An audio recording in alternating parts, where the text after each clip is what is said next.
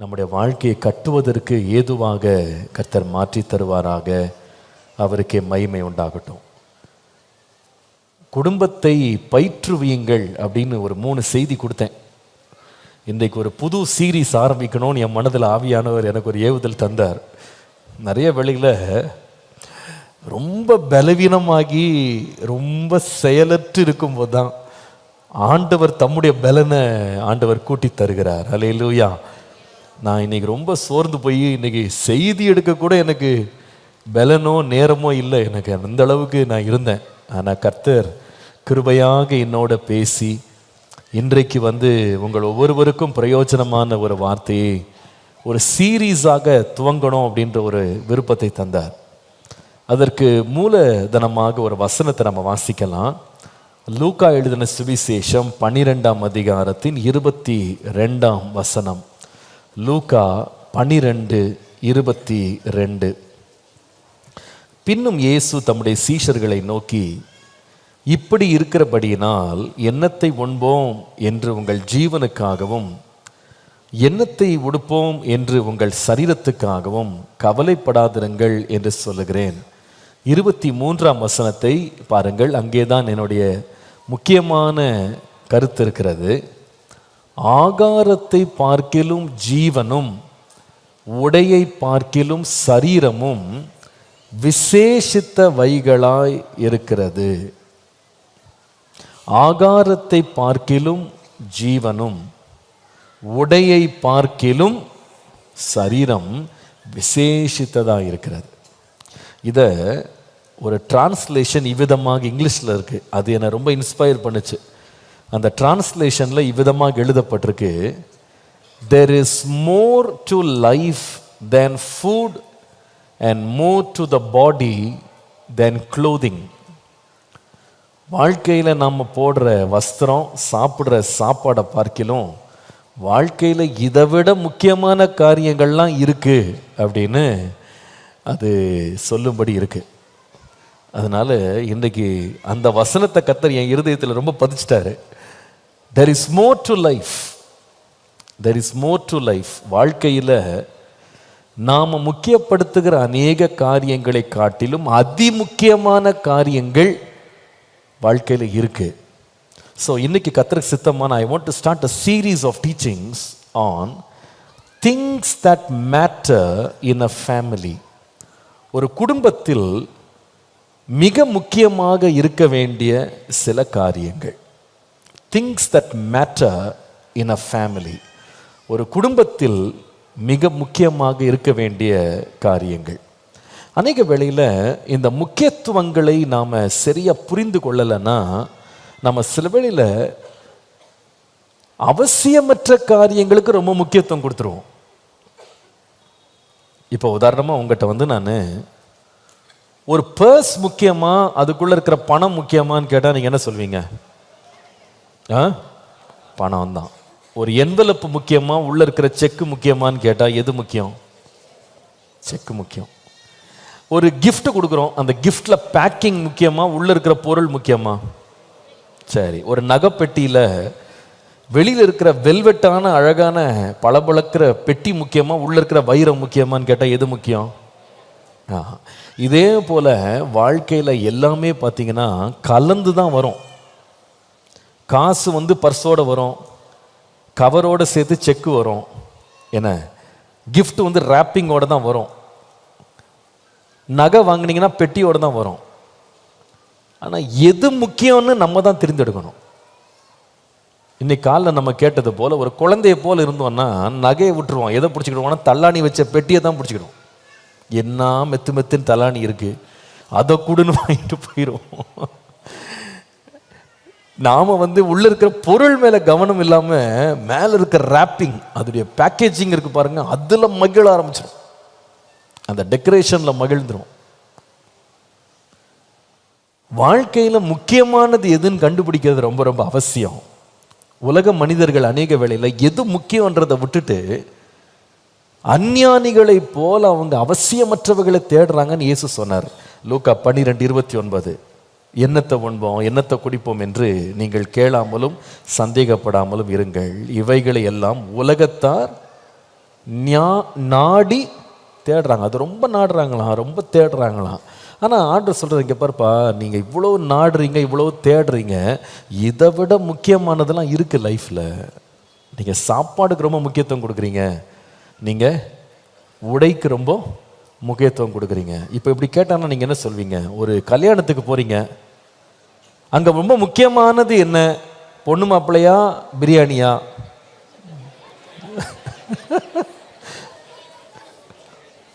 நிறைய பேர் பொண்ணு மாப்பிள்ளை கட்டுறானோ கட்டலையோ அது அவன் பிரச்சனை, சாப்பாடு போட்டால் போதும்னு உட்காந்துருக்காங்களே. சீக்கிரம் நிறைய வேலை பாருங்க, குடும்ப அந்த கல்யாணங்கள்லாம் பிரச்சனை எங்கே வரும்னு நீங்கள் பாருங்களேன். எங்கே வருது அப்படின்னு கேட்டால், மேடையில் எல்லாம் நல்லா தான் இருக்கும், எங்கே பிரச்சனை? அடித்தட்டி கலாட்டெல்லாம் அந்த டபரா இருக்கிற இடம் தான். என்னமோ சாப்பாடையே வாழ்க்கையில் பார்க்காத மாதிரி, பிரியாணியே தின்னாத மாதிரி அங்கே சண்டை போடுவான். எனக்கு முதல் பந்தியில் இடம் கொடுக்கல, எனக்கு ரெண்டாவது பந்தியில் இடம் கொடுக்கல. ஆனால் எது முக்கியம்? அந்த கல்யாணம் சந்தோஷமாக நடக்கணும், அதுதான் முக்கியன்றதை மறந்துட்டான். சாப்பாடுக்கு தான் வந்த மாதிரி அங்கே அப்படி கலாட்டா பண்ணுவான். நாங்கள் ஒரு கல்யாணத்துக்கு போயிருந்தோம், வேடிக்கையான கல்யாணம் அது. அந்த கல்யாணத்தில் கல்யாணம் சாலம்னைசேஷனுக்கு மாப்பிள்ளை அழைப்பு வருது. அங்கே மாப்பிள்ளை வீட்டார் உள்ளே வந்தாங்க. ஒரு 10 மணி கல்யாணம்னா 8 மணிக்கு தாய் மாமனுக்கு அடி, சரியான அடி உழுது, செம்ம அடி. அடி வாங்கிட்டு நிற்கிறாரு.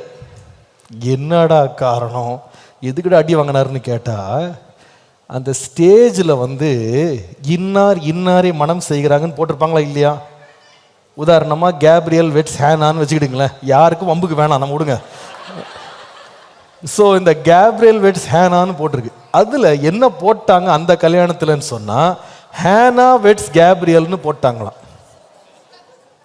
அப்போ மாப்பிள்ளை வீட்டுக்காரன் எழும்பி தாய் மாமனுக்கு செம்ம அடி, பொண்ணுடைய தாய் மாமனுக்கு அடி, செம்ம அடி. என்னன்னு கேட்டான், ஏண்டா இன்னும் கல்யாணம் கூட ஆகலை, அதுக்குள்ளேயும் பொண்ணை தூக்கி மேலே வச்சிட்டியா? எது தெர்மாக்காலில் வெட்டி போட்ட பேருக்கு இவ்வளோ பிரச்சனை? அடிதடிங்க, நான் மிகைப்படுத்த சொல்ல, அடிதடி. ஏன்னு கேட்டால் பொண்ணுடைய பேரை மேலே வச்சிட்டாங்க. இப்பவுமே தலை மேலே ஏறிட்டா, அவ எங்கெங்க ஏறினா? இப்போ கவனிச்சிங்களா? அட இவனுக்கு 2 பேர் சமாதானமாக வாழணுமே, குடும்பம் நடத்த, அதை பற்றிலாம் கவலை இல்லை. அந்த தெர்மாக்காலில் போட்ட பேர் ரொம்ப முக்கியம். இப்போ நீங்கள் சிரிக்கிறீங்க, ஆனால் அவங்க அங்கே சிரிக்கலை, ஒரே சண்டையாக போச்சாங்க. கடைசியில் நீங்கள் நம்ப மாட்டீங்க, அந்த தெர்மாக்காலில் இருக்கிற பின்னாலுக்க பின்னெல்லாம் கழட்டி பேரை மாற்றி போட்ட பிறகு தான் கல்யாணமே நடந்துச்சு. கல்யாணத்துக்கு அப்புறமா இவர் எப்படி இருக்கிறாருன்றது அது கதை வேற, இவர் கீழே இருக்கிறாரா மேலே இருக்கிறாருன்றது அந்த கதை வேற, அதை பற்றி இப்போ பேச வேணாம். ஆனால் என்னது, ஆரம்பத்தில் என்னது, பேரை மேலே போட்டாங்க, கீழே போட்டாங்க. இப்போ நீங்கள் சிரிக்கும் போது நீங்கள் என்ன யோசிக்கிறீங்க பாருங்கள், இதுக்கு இவ்வளோ பெரிய சண்டை வந்ததுக்கு எதுக்கிடங்க முக்கியத்துவம் கொடுக்குறீங்க? பேரில் என்னங்க இருக்குது? மேலே போட்டான்னா கீழே போட்டாங்க, வாழ வேண்டிய பிள்ளைங்க சந்தோஷமாக இருந்தால் போதும் அப்படின்னு நினச்சினா சண்டை வந்திருக்காது. வாழ்க்கையில் நிறைய வழியில் இப்படி கலந்து கலந்து வரும். ஆனால் அதில் எது முக்கியம்? ஏசு சொல்கிறார், இங்கே பாருப்பா, வாழ்க்கையில் நீங்கள் ரொம்ப பேசிட்டு டிஸ்கஸ் பண்ணி ரொம்ப கவலைப்படுற ஆகாரத்தை பார்க்கலாம், உடைய பார்க்கலாம், இதை விட வெளியேற பெற்றவைகள்லாம் இருக்குது லைஃப்பில் அப்படின்னு பேசுகிறாரு. நம்ம வாழ்க்கையில் வந்து எது முக்கியன்றதை ரொம்ப கவனிக்கணும். குடும்ப வாழ்க்கையில் கூட எது முக்கியன்றதை கவனிக்கணும். நான் இன்னைக்கு காலையில் ஒரு வசனம் சொன்னேன், நீங்கள் எத்தனை பேர் அதை கவனிச்சிங்க தெரியல. எனக்கு ரொம்ப பிடித்த ஒரு வசனம், எனக்கு ரொம்ப கவர்ந்த ஒரு வசனம். அது என்னன்னு கேட்டால் 1 கொரிந்தியர் மன்னித்துக்கொள்ளுங்க 2 கொரிந்தியர் 4:18 வாஸ்தா, ஏனெனில் காணப்படுகிறவைகள் அநித்தியமானவைகள், காணப்படாதவைகளோ நித்தியமானவைகள். நிறைய வேளை நம்ம கண்ணுக்கு தெரிகிற காரியங்களுக்கு ரொம்ப முக்கியத்துவம் கொடுக்குறோம், ஆனால் கண்ணுக்கு தெரியாதவைகள் அநேக வேளை ரொம்ப முக்கியமானவைகளாக இருக்குது, ஆனால் அதை நம்ம கண்டுகொள்றதில்லை. வேதம் சொல்லுது, காணப்படுகிறவைகள்லாம் அநித்தியமானவைகள், காணப்படாதவைகளோ நித்தியமானது. நம்ம வாழ்க்கையில் கூட நிறைய வெளியில் இருக்கிற அந்த பேக்கேஜிங், வெளியில் இருக்கிற டப்பா, வெளியில் இருக்கிற அந்த பர்ஸு, வெளியில் இருக்கிற கவர், இதுக்கெல்லாம் ரொம்ப கவனம் செலுத்திட்டு உள்ளே இருக்கிற பொருளை விட்டுறோம். கண்ணுக்கு தெரியாத பொருளை நம்ம தவற விட்டுறோம். குடும்பத்தில் கூட இந்த காணப்படாத சில காரியங்களில் ரொம்ப முக்கியமான சிலவற்றை உங்களுக்கு நான் காண்பிக்க போகிறேன். பாருங்கள், பொதுவாகவே மாம்சத்திற்குரியவைகள் எல்லாமே காணப்படுகிறவைகள், ஆவிக்குரியவைகள் எல்லாமே காணப்படாதவைகள். மனுஷன் தேடுறதெல்லாம் கண்ணுக்கு தெரிந்தது தான். தேவன் பார்க்கிறதோ பார்க்காத, மனுஷன் பார்க்காத இருதயத்தில் மறைந்திருக்கிறத அவர் பார்க்கிறார். உண்மையா இல்லையா? மனுஷன் முகத்தை பார்த்துட்டு திருப்தி அடைந்துடுறான். கர்த்தரோ முகத்தில் பார்க்க முடியாத ஒன்று இருக்கு, அவன் இருதயத்தில் இருக்கு, அதை பார்க்கிறார் அவர். ஏன்னா அவருக்கு தெரியும் இந்த முகமும் இந்த வனப்பும் இந்த அழகும் எல்லாம் ஒளிஞ்சு போயிடும், அது மாறி போயிடும், வாடி போயிடும். ஆனால் வாடாத அழியாத இருதயத்தில் மறைந்திருக்கிற குணத்தை அவர் பார்க்குறாரு. ஏன்னா அது எத்தனை வருஷம் ஆனாலும் வயசாகாது, அதுக்கு அது வந்து பழசாகாது, அது வந்து போக போக பொலிவடைந்து கொண்டே இருக்கும். உண்மையா இல்லையா?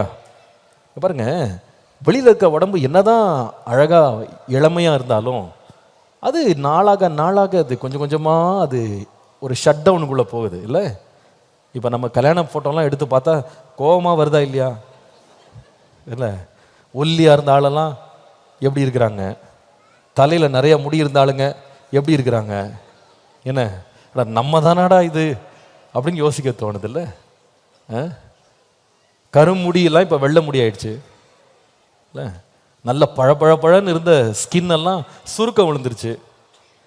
இதான் வாழ்க்கை. வெளியில் இருக்க தோற்றம்லாம் பார்த்தீங்கன்னா அந்த வனப்பெல்லாம் போக போக போக வருஷம் ஆக ஆக அது அப்படியே ஓல்ட் ஆகிட்டே இருக்கும். ஆனால் இந்த குணம் இருக்கு பாருங்க, அது வெளியே தெரியாது, ஃபோட்டோவில் தெரியாது. ஆனால் அது என்ன ஆகும்னா நாளுக்கு நாள் என்ன ஆகிடும், சிறந்ததாக மாறிடும், விலையேற பெற்றதாக மாறிடும்.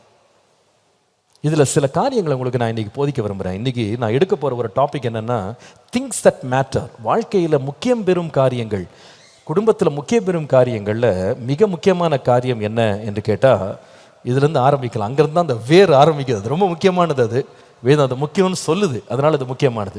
1 கொரிந்தியர் 13:13. 1 கொரிந்தியர் 13:13. இப்பொழுது விசுவாசம், நம்பிக்கை, அன்பு இம்மூன்றும் நிலைத்திருக்கிறது, இவைகளில் அன்பே பெரியது. எல்லாரும் சொல்லுங்க, எது பெரியது? அன்பே பெரியது. 1 கொரிந்தியர் 13:8 பாருங்களேன். 1 கொரிந்தியர் 13:8. அன்பு ஒரு காலம் ஒழியாது. தீர்க்க தரிசனங்களானாலும் ஒளிந்து போகும், அந்நிய பாஷைகளானாலும் ஒளிந்து போகும், ஓய்ந்து போகும், அறிவானாலும் ஒழிந்து போகும். அன்பு மட்டும் என்ன செய்யாதான்? ஒழிவே ஒழியாது. அன்பு எல்லாத்திலையும் பெருசு, அன்பு ஒழியவே ஒழியாது. நான் நினைக்கிறேன் நம்ம ரொம்ப முக்கியமான வாழ்க்கையில், குடும்பத்தில் ரொம்ப முக்கியமான காரியத்தில் முதல் இடம் எதை பிடிக்குதுன்னு கேட்டால் அன்பு தாங்க. அன்பே பிரதானம், அன்பே பிரதானம், எல்லாத்துலேயும் பிரதானமானது அன்பு.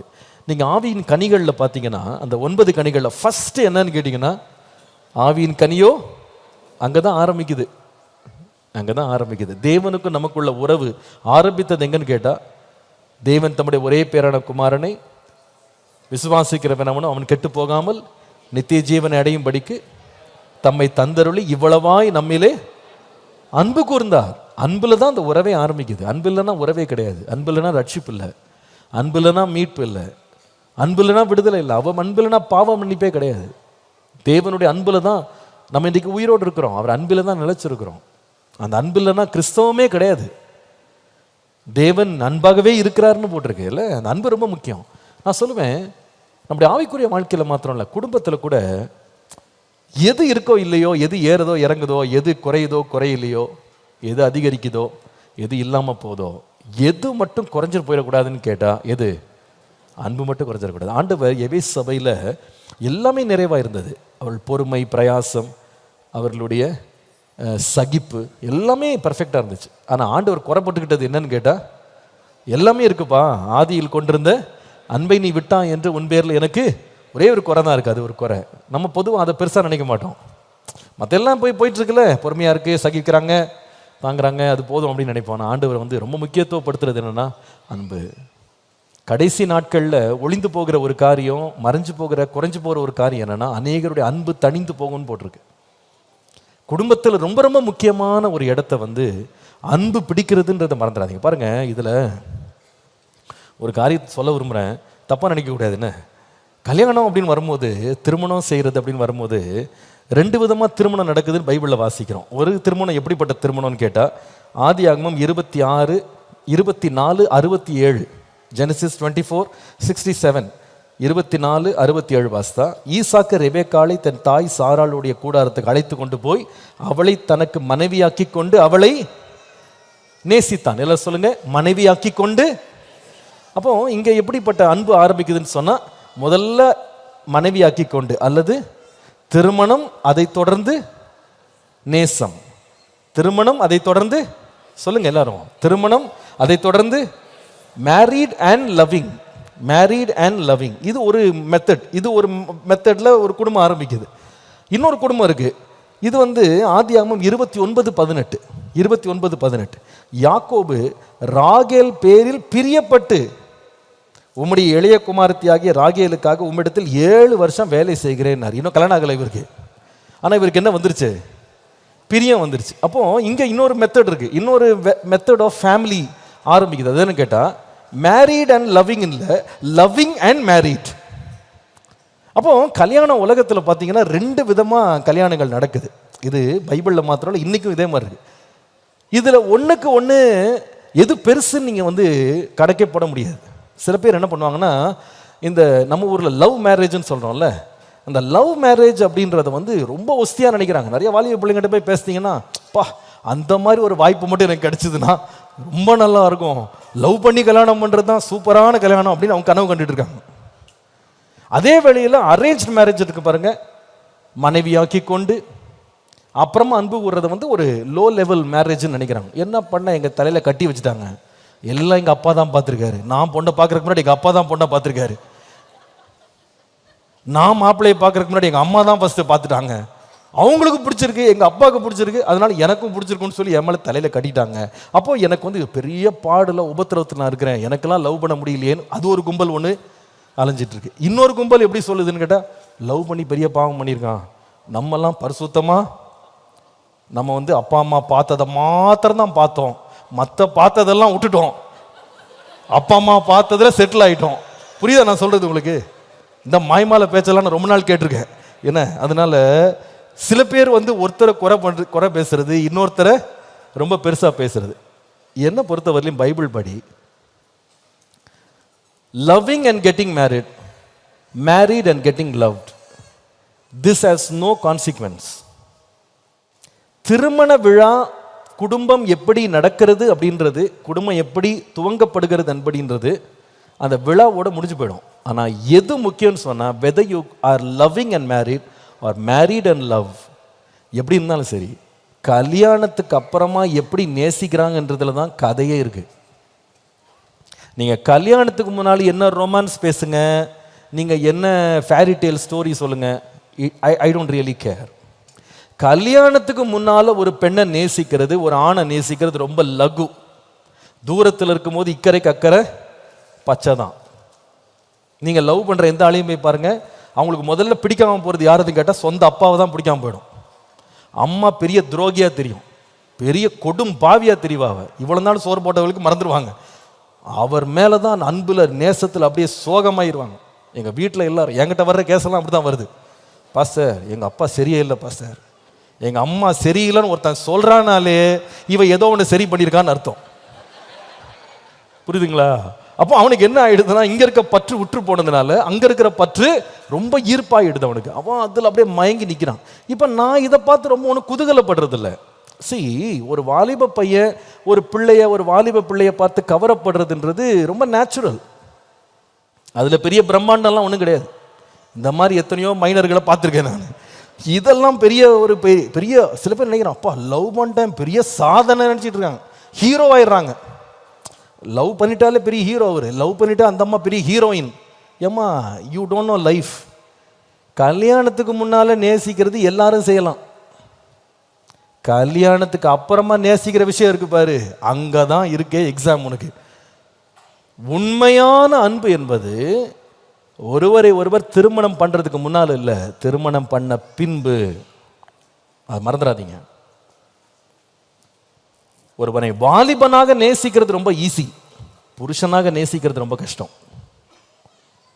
வாலிப பிள்ளையாக ஒருவளை நேசிப்பது ரொம்ப ஈஸி, அதே பெண்ணை மனைவியாக்கி கொண்டு நேசிக்கிறது ரொம்ப ரொம்ப கஷ்டம்.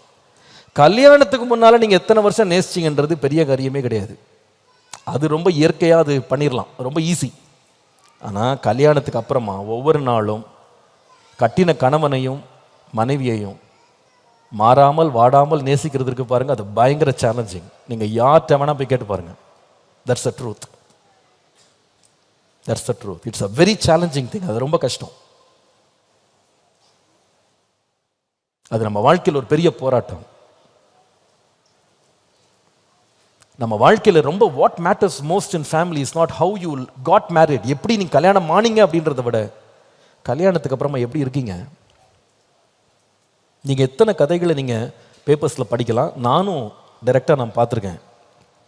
எனக்கு தெரியும் 10 years ஒரு பெண்ணை வந்து நான் கட்டாமல் நான் வாழவே மாட்டேன், எனக்கு கட்டினா அந்த பெண்ணை தான் கட்டுவேன்னு சொல்லி 10 வருஷம் வந்து ஒத்த காலில் நின்று அந்த பெண்ணை கட்டினவங்க இருக்காங்க. ஆனால் கட்டி முடித்த பிறகு 3 மாதத்தில் டிவோர்ஸ் அப்ளை பண்ணவங்க இருக்காங்க. they cannot live with that girl. இவ்வளோ நாள் என்னப்பா பண்ணேன், இந்த பெண் இல்லாமல் நான் வாழவே மாட்டேன்னு சொன்னேன், இந்த பையன் இல்லாமல் எனக்கு வாழ்க்கையே இல்லைன்னு சொன்னேன். Because loving somebody when they were single without commitment, அர்ப்பணமே இல்லாமல் ஒருவரை நேசிப்பது என்பது ரொம்ப லகு. ஆனால் அர்ப்பணித்து விட்டு கைப்பிடித்துட்டு வாழ்நாளெல்லாம் அந்த பெண்ணை அந்த மகனை நேசிக்கிறதுன்றது ரொம்ப கஷ்டம். திருமண வாழ்க்கையில் எல்லாவற்றை பார்க்கையில் ரொம்ப முக்கியமானது என்னன்னு கேட்டால் அன்பு. எங்கே ஒரு குடும்பத்தில் அன்பு இழந்துட்டாங்களோ அந்த குடும்பம் வந்து தரையின் மேல் ஓட நினைக்கிற ஒரு கப்பலை போல மாறிடும். புரியுதுங்களா நான் சொல்றது? கப்பலை வந்து எவ்வளோ பெரிய கடலில் கூட செலுத்திட்டு போயிடலாம். ஆனால் அந்த கப்பலை வந்து தரை தட்டிருச்சுன்னா, கரை ஒதுங்கிருச்சுன்னா 1 இன்ச்சு கூட நகர்த்த முடியாது. அன்பில்லாத வீடு அப்படிப்பட்டது தான். அன்பு மட்டும் இல்லைன்னா family is gone, you are dead, you are stuck. அப்படியே ஒரு இடத்துல மாட்டிடுவான், நம்மளால் முன்னேறவே முடியாது. அன்பு எல்லாவற்றை காட்டிலும் பிரதானம். இந்த அன்பினால் கர்த்தர் நம்முடைய உள்ளங்களை நிரப்பணும். குடும்பத்திற்கு மிக அவசியமானது அன்பு. இந்த அன்புக்கு அடையாளம் யார்? யாக்கோபு எடுத்துக்கலாமா? ஈசாக்கு எடுத்துக்கலாமா? கிடையாது. நான் உங்களுக்கு ஏற்கனவே கொஞ்ச நாளைக்கு முன்னாடி ஈசாக்கை பற்றி பேசினேன், போன வாரம் நினைக்கிறேன். அந்த மனுஷன் பாருங்க, அந்த பெண்ணை தனக்கு மனைவியாக்கி கொண்டு நேசித்தான். ஆனால் நேசித்த மனைவி பண்ண வேலை என்னன்னு தெரியும்ல? மனுஷனுக்கு கண்ணு குருடான உடனே சொந்த பையனையே ஏமாத்துறதுக்கு தூண்டி விட்டு எல்லா ட்ராமா போட்டது அந்த அம்மா தான். இது அரேஞ்ச்டு மேரேஜ். யாக்கோபு பண்ண கதை தெரியும்ல உங்களுக்கு? அவளுக்காக 7 வருஷம் 14 வருஷம் 20 வருஷம் உட்காந்து நின்று பிடிச்சு அந்த பெண்ணை கட்டிட்டான். ஆனால் கடைசியில் தொந்தரவுன்னு வந்த உடனே, பிரச்சனை வந்த உடனே மனைவி மாதிரிலாம் முன்னாடி அனுப்பிட்டு இவர் கரையை தாண்டி அந்த பக்கம் போயிட்டார். இந்த லவ் பண்ண மைனர் இவர் அந்த பக்கம் கிளம்பி போயிட்டார். மனைவியை விட்டார், நீ போ, என் தம்பி என் அண்ணனை நீ போய் பாரு. அவன் 300 பேரோட வர்றான். அவனை சந்திக்கிறது இவனுக்கு தில் இல்லாமல் மனைவியையும் பிள்ளைகளையும் சம்பத்தியும் முன்னாடி அனுப்பிவிட்டான். இதுதான் உலக அன்பு. உண்மையான அன்புக்கு இலக்கணம் அல்லது விளக்கத்தை கண்டுபிடிக்கணும்னா அந்த அன்புக்கு ஒரே ஒரு இலக்கணம் உண்டானா அது தேவனுடைய அன்பு. அல்லேலூயா. மற்ற எல்லா அன்பும் மாறிடும். நீங்க உண்மையா எப்படி அன்பு கூறணும்னு கற்றுக்கொள்ளணும்னா பாடத்தை வந்து நீங்க எந்த மனுஷன்டையும் படிக்கக்கூடாது, தேவனுடைய அன்பை நம்ம நோக்கி பார்க்கணும். அதனால தான் அப்போஸ்தலனாகிய பவுல், மனைவிகளே உங்கள் சொந்த புருஷருக்கு நீங்க கீழ்ப்படிந்திருங்க, புருஷர்களே உங்கள் மனைவியில் அன்பு கூறுங்கள்னு சொல்லும்போது உடனே அவர் என்ன எக்ஸாம்பிள் கொண்டு வந்தாருன்னா கிறிஸ்துவை தான் எக்ஸாம்பிளா கொண்டு வந்தார். அவர் சொன்னார், கிறிஸ்துவும் சபையில் என்ன செய்தார்னா அன்பு கூர்ந்தார். அந்த மனைவியாகிய மணவாட்டியாகிய சபையை தமக்கு முன்பாக கரையில்லாதாய் பிறையில்லாதாய் மாசற்றதாய் நிறுத்தும்படி தம்மையே அதற்காக ஒப்பு கொடுத்தாருன்னு சொல்லி இயேசுவின் அன்பை தான் அவர் வந்து மேற்கோள் காட்டுறாரு. இன்றைக்கு அதை தான் நான் மேற்கோள் காட்ட போறேன். ஒரு குடும்பத்திற்கு இன்றியமையாதது, ரொம்ப தேவையானது வந்து என்னது சொன்னேன் சொல்லுங்க? அன்பு. அந்த அன்பு யாருடைய அன்புனா இயேசுவின் அன்புலேருந்து நம்ம கற்றுக்கொள்ள போறோம். அவருடைய அன்பு எப்படிப்பட்டது? எபேசியர் 2ஆம் அதிகாரம் 4 முதல் 7 வசனங்களை குறித்துக் கொள்ளுங்க. எபேசியர் 2ஆம் அதிகாரம் 4 முதல் 7. இங்கே அப்போஸ்தலனாகிய பவுல் இயேசுவின் அன்பை குறித்து, தேவனுடைய மிகுந்த அன்பை குறித்து அவர் பேசுறாரு. அந்த அன்பு எப்படிப்பட்டதுன்னு அவர் விளக்குறாரு.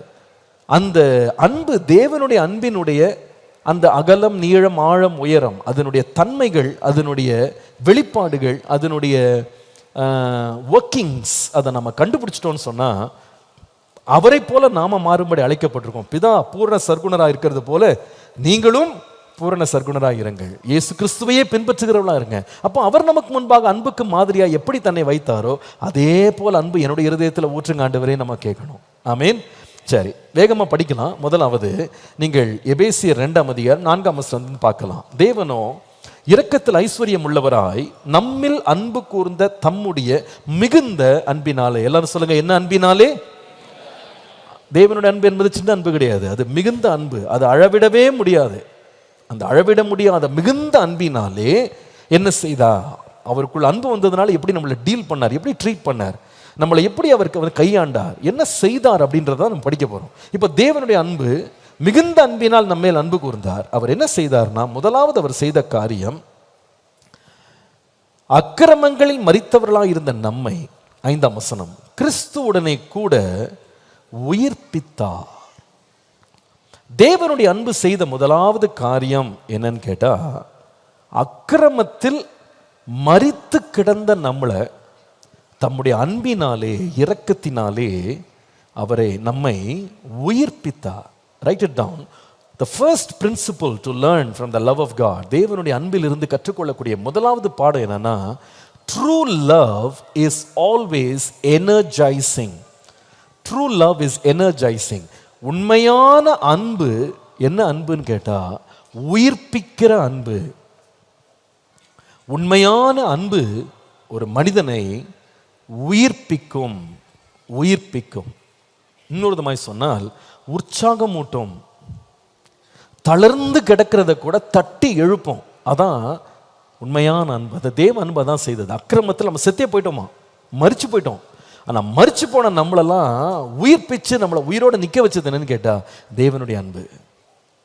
ஒரு மனுஷன் தன்னுடைய குடும்பத்தில் ஒரு சகோதரி, ஒரு கணவன் மனைவி தங்க வீட்டில் அன்பாக இருக்கிறாங்க அப்படின்னா, அந்த அன்பு எப்படி என்ன செய்யும்னா, தளர்ந்து போய் சோர்ந்து போய் துவண்டு போய் கிடக்கிறவங்கள அது என்ன பண்ணால் தட்டி எழுப்பி உயிர்ப்பிக்கும். அதான் அன்பு.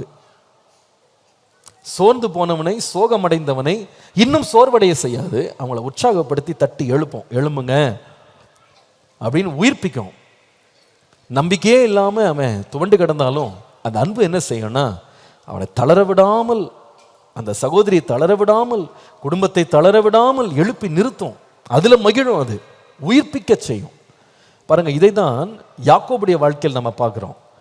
அந்த யாக்கோபுக்கு யோசேப்பின் மேலே ரொம்ப பிரியம் இருந்துச்சு. அவன் ரொம்ப நேசிச்சான் அந்த பையனை.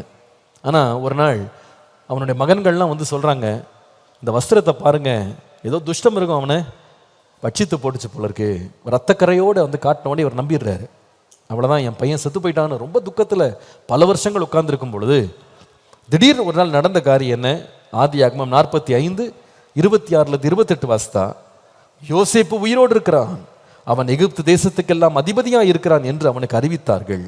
அவன் இருதயம் மூர்ச்சை அடைந்தது, அவன் அவர்களை நம்பவில்லை. அவர்கள் யோசேப்பு தங்களுடனே சொன்ன வார்த்தைகள் யாவையும் அவனுக்கு சொன்ன போதும் தன்னை ஏற்றிக்கொண்டு போகும்படி யோசேப்பு அனுப்பின வண்டிகளை அவன் கண்ட போதும் அவன் தகப்பனாகி யாக்கோபின் ஆவி உயிர்த்தது. உயிர்த்தது.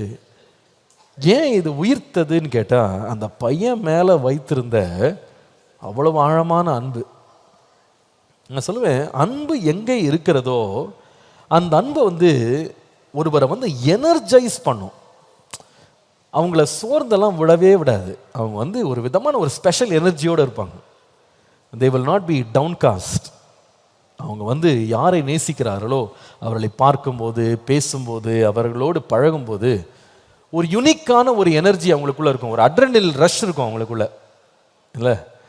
அந்த ஃபேஸ்லே தெரியும், அந்த நடவடிக்கைகள்லே தெரியும். இந்த யாக்கோபெல்லாம் பார்த்தீங்கன்னா அவருக்கு அன்பு இருந்ததுன்னு சொல்லி நம்ம வாசிக்கிறோம். இந்த மனைவியை ராகேலை ரொம்ப நேசிச்சாராம். அவரை பற்றி வேதம் சொல்லுகிறது. ஆதியாகமம் 29:20 யாக்கோபு ராகேலுக்காக 7 வருஷம் வேலை செய்தானா.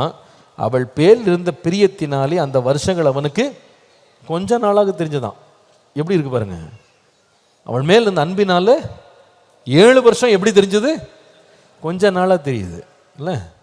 ஒரே ஒரு நோக்கம்தான், அவளை அடையணும், அவளை அடையணும், அவளை கல்யாணம் பண்ணணும். அதுதான் அவருடைய நோக்கம்.